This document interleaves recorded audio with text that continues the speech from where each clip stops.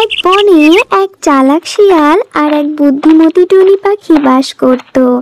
শিয়াল ছিল খুবই ধূর্ত আর খুবই লোভী, আর টুনি পাখি ছিল চালাক ও সতর্ক। দুজনের মধ্যে কখনো বন্ধুত্ব হতো, আবার কখনো অনেক ঝগড়া হতো। একদিন টুনি পাখি একটি গাছের ডালে বাসা বেঁধে ডিম পেড়ে বসে আছে। নিচে সেই গাছের তলায় একটি শিয়াল ঘুরঘুর করছে। সে ভাবলো, এই টুনির ডিম তো বেশ সুস্বাদু হবে। যদি আমি ডিমগুলো পেয়ে যাই তাহলে দারুণ এক ভোজ হয়ে যাবে।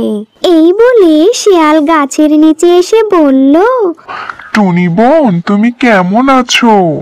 আমি তোমার খোঁজ নিতে এসেছি। এই বনে তো অনেক বিপদ, তাই না?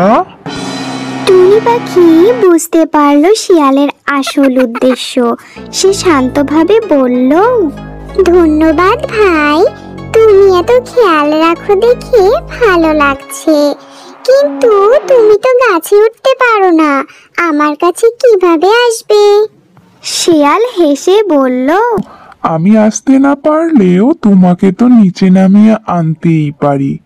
একটু গান গাও না টুনি পাখি, তোমার গান শুনে তো মন ভরে যায়। টুনি বুঝলো শিয়াল মিষ্টি কথায় তাকে ফাঁদে ফেলতে চায়।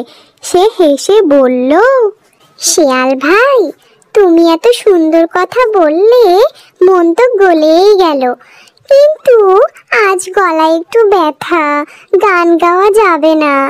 শিয়াল কিছুক্ষণ চুপ করে রইল, তারপর নতুন এক চাল নিল।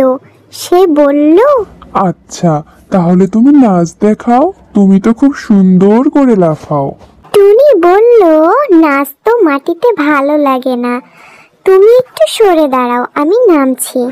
শিয়াল খুশি হয়ে একটু দূরে সরল। টুনি তখন বলল, তুমি একটু চোখ বন্ধ করো, যাতে চমকটা ভালো হয়। এরপর শিয়াল চোখ বন্ধ করলো।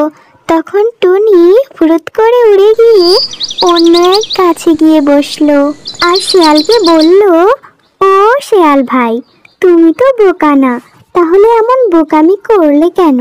আমি কি এত সহজে ধরা দেই? এই শুনে শিয়াল অনেক রেগে গেল এবং টুনিকে গালাগালি করে সেখান থেকে চলে গেল।